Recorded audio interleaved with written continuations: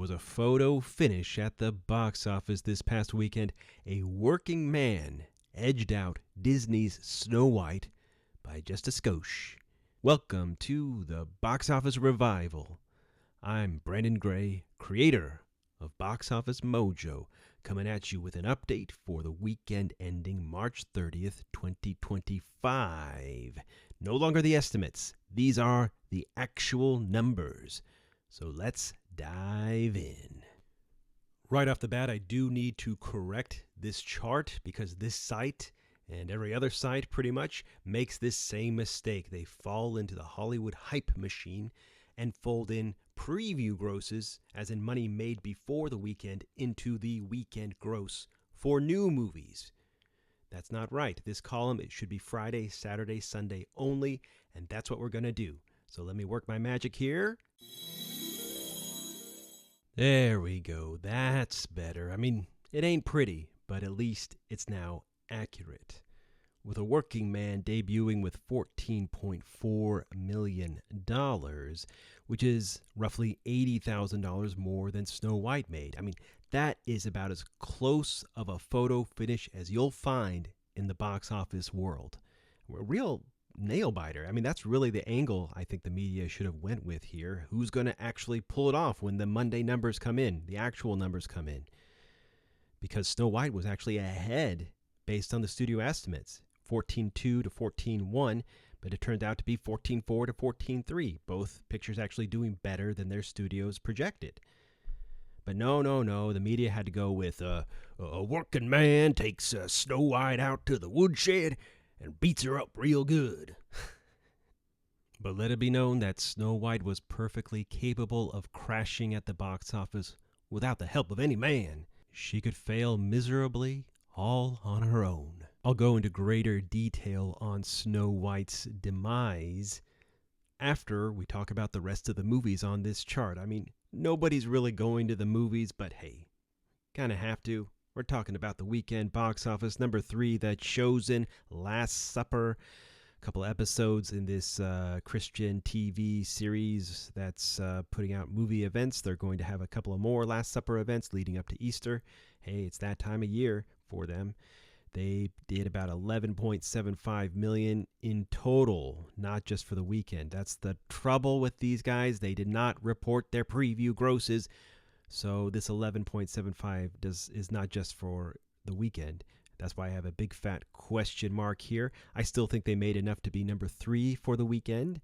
But I gotta say, they're putting the sus in Jesus. Anyway, at number 4, The Woman in the Yard did about $8.5 million. Just another boring Blumhouse entry. Made a little bit less than Imaginary did last March, that other Blumhouse horror picture.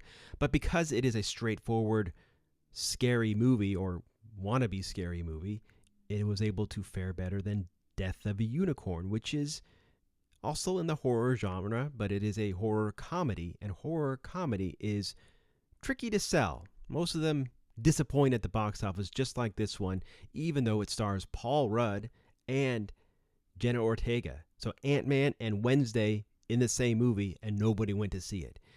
This is from 824, the hipster studio, who also did Y2K with Rachel Zegler, another horror comedy. At least Death of a Unicorn made in one weekend more than Y2K made in its entire run. Also notable on the chart is Princess Mononoke, Hayao Miyazaki's classic movie with a 4K restoration, IMAX only re-release at 330 theaters. Did about $2.7 million for the weekend proper. Had a big Thursday though, $1.2 million on Thursday. This is probably the biggest single weekend showing ever for Princess Mononoke. This movie that's 26 years old? In America, at least. Obviously, huge blockbuster in its native Japan, but in America, this is the best it's ever done. And, of course, number 7, Captain America, Brave New World, $2.9 million, down only 27%. And its total is nearly $197 million, and rest assured, Disney will get this sucker past the $200 million mark when all is said and done. And Captain America remains the highest grossing movie at the domestic box office so far. No one's going to the movies right now, and this weekend was even more evidence of that. Business was down about 43% from the same weekend last year when Godzilla x Kong: The New Empire was king. With the exception of 2020 and 2021, this may be the least attended 13th weekend of all time, closing Q1 2025 with a whimper. Overall, the 2025 box office is sitting at just $1.4 billion, which is down 10% from 2024 at the same point, and down 16% from 2023. It's even down 21% from 2020, and theaters had been closed for 2 weeks at this point. Now, as promised, here's your deeper dive into Snow White. Domestic total running at $66.9 million through its 10th day of release. International total is $75.8 million, bringing the worldwide tally to $142.8 million. Not looking pretty for Snow White. Maybe she'll get past the Marvels and Joker Folie à Deux with an ultimate worldwide gross in the low $200 million range. Perhaps that's the best they can hope for at this juncture. The Marvels ended up with just over $200 million, only $84.5 million total domestically. Now, Snow White, at its trajectory, may not reach $100 million, but at least it should do better than the Marvels. Overall, Marvels had about $65 million by day 10, a few million behind Snow White, and it plummeted 74% in its second weekend. Snow White was down 63%. Of course, Dumbo is the more appropriate comp for Snow White. Dumbo making about $115 million back in 2019 when ticket prices were at least 20% cheaper than they are now. Dumbo fell 58% in its second weekend, did $18.2 million, versus Snow White's $14.3 million with a 63% drop. So Snow White's running tally of about $67 million is trailing Dumbo's $76 million running tally by $9 million. And this is what's calling into question whether Snow White can even make it to $100 million by the end of its run. Yikes. Another spot-on comp for Snow White is Cinderella because it also came out in March, but back in 2015, and did far, far better than Snow White. In fact, Cinderella did $35 million in its second weekend, more than double Snow White's $14.3, and that's before you adjust for ticket price inflation. It was also down 47% compared to Snow White's 63% nosedive.